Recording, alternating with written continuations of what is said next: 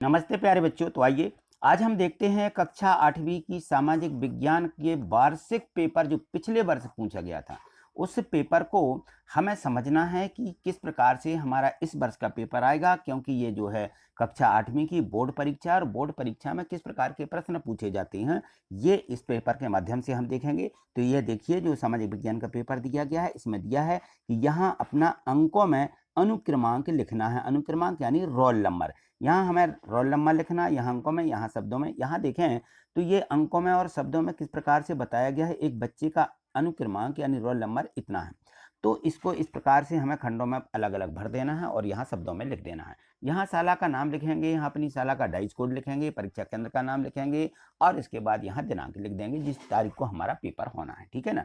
अब देखिए यहाँ पर है, यहाँ से कार्य प्रारंभ करना है। यहाँ लिखा हुआ है कि वर्कशीट पर है कार्य प्रारंभ करें। ठीक है ना। यहाँ देखें तो इसके कुछ निर्देश दिए रहते हैं, वो हम निर्देश यहाँ पे पढ़ लेंगे कि ये बहुविकल्पीय प्रश्न है 1 से 10 तक के।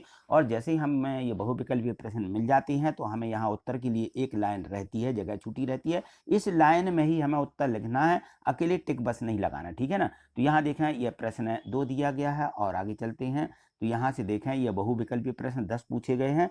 3 है, प्रश्न 4, प्रश्न 5 दिया गया है, प्रश्न 6 दिया गया, 7 दिया गया, 8, 9 और ये पूरे 10 प्रश्न बहुविकल्पीय प्रश्न हैं। यानी एक प्रश्न के 4 उत्तर हैं, उनमें से एक सही है, तो वो सही वाले को हमें यहाँ नीचे उत्तर के रूप में लिख देना है। ठीक है। अब देखेंगे यहाँ से जो हमारे लघुत्तरीय प्रश्न शुरू होते हैं 11 से लेकर के 20 तक के, ये 10 प्रश्न हैं।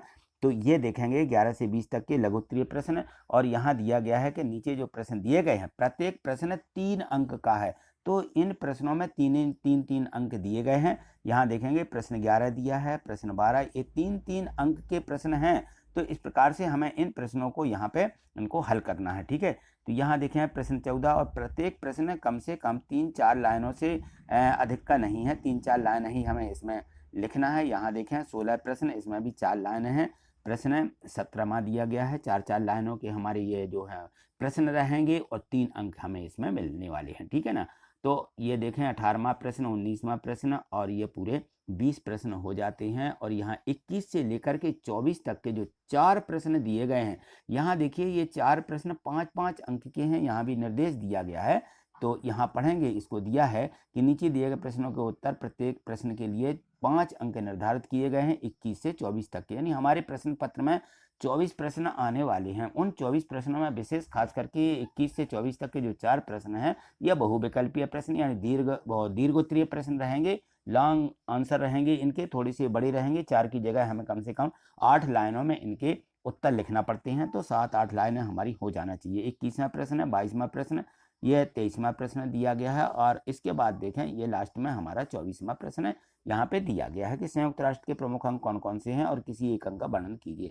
तो इस प्रकार से हमें ये सभी प्रश्न लिखना है। ठीक है। तो आज इतना ही। आगे देखने के लिए चैनल को सब्सक्राइब करें, वीडियो को लाइक करना मत भूलिए। ठीक है। थैंक यू, धन्यवाद।